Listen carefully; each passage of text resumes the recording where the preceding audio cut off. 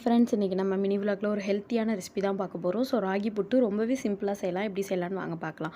So இந்த ராகி புட்டு மாவை ஒரு கப் எடுத்திருக்கேன். அதில் ஒரு சிட்டிகை அளவுக்கு உப்பு போட்டுக்கிறோம். ஸோ இதை நல்லா நம்ம வெந்நீர் ஊற்றி நல்லா கொதிக்கிற வெந்நீர் ஊற்றி நம்ம பிசைய போகிறோம். நீங்கள் கை வச்சு பிசையாமல் இந்த மாதிரி ஒரு ஸ்பூன் வச்சு இது பண்ணிக்கோங்க.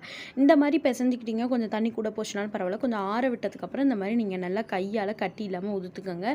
கண்டிப்பாக உங்களுக்கு இந்த மாதிரி நல்லா உதிர்ந்து வரும். ஸோ அதுக்கப்புறம் பார்த்திங்க அப்படின்னா உங்கள்கிட்ட புட்டு மேக்கர் இல்லை அப்படின்னு நீங்கள் ஒரி பண்ணவே வேண்டாம். இந்த மாதிரி ஒரு டம்ளர் எடுத்துக்கோங்க. இந்த டம்ளர் ஷேப்பில் இருந்தாலும் சரி, இந்த மாதிரி இருந்தாலும் சரி, அடியில் கொஞ்சம் தேங்காய் தூள் போட்டுக்கோங்க. சுற்றி நெய் அப்ளை பண்ணிக்கோங்க. ஸோ அது மேலே இந்த ராகி புட்டு ஃப்ளோர் இது பண்ணி வச்சுருக்கோம் இல்லையா, இதை நம்ம அது மேலே வைக்க போகிறோம். அதுக்கப்புறம் கொஞ்சம் தேங்காய் மறுபடியும் புட்டோட அந்த மாவு எடுத்து வச்சுக்க போகிறோம். ஸோ இதை வச்சு நல்லா அமுக்கிட்டு குட்டி இட்லி பானை இல்லை பெரிய இட்லி பானை எது இருந்தாலும் அதில் நீங்கள் அதில் வேக வைங்க.